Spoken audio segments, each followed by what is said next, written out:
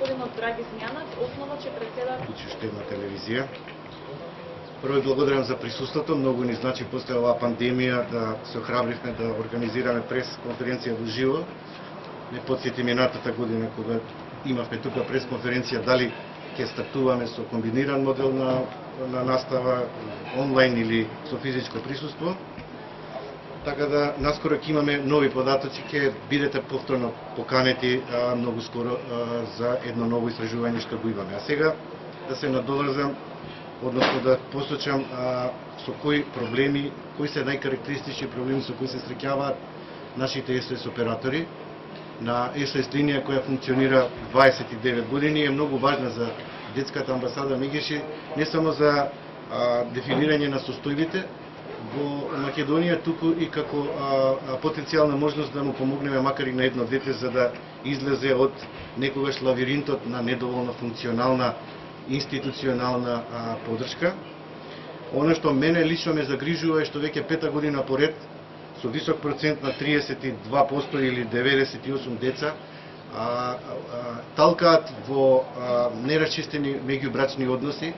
нефункционални родителски одговорности, непостапување по основ на Центарот за социјална работа или Центарот за социјална работа со многу високи ингеренции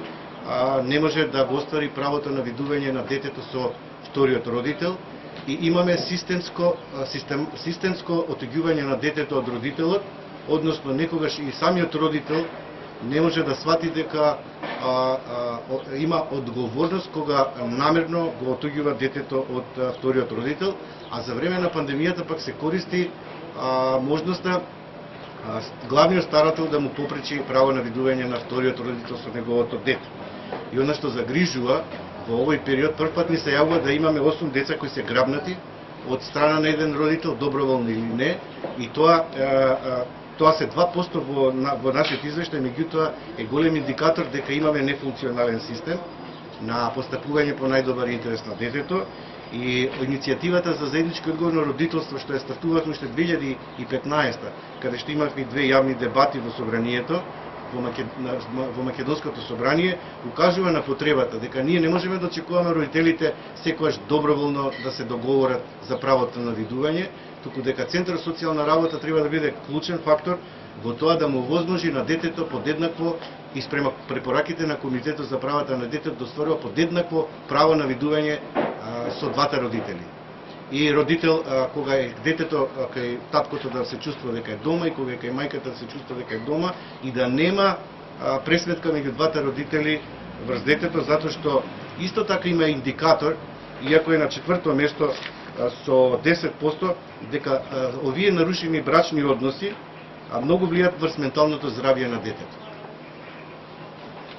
Втор проблем со кој се соочуваат нашите СОС оператори, насилство, високи 27% или 90%, каде што се јавувале деца или родители или најблиски за штетност од опасност на работа, меѓуврстничко насилство, економска експлоатација, злоупотреба на детскиот труд, ментално-емоционално насилство, занемарување, физичко насилство, сексуално насилство. Значи, ова е на второ место по број на дојави како најкарактеристични категории на проблеми со кои се среќаваат децата во Македонија. На трето место е пристапност. Со високи 19%, пристапност до право на образование, право на здравствена заштита и други услуги. Она што многу не загрижува, знаевме дека ќе се случи за време на пандемијата, кога децата треба да остварат право на квалитетно образование преку далечинско учење, дека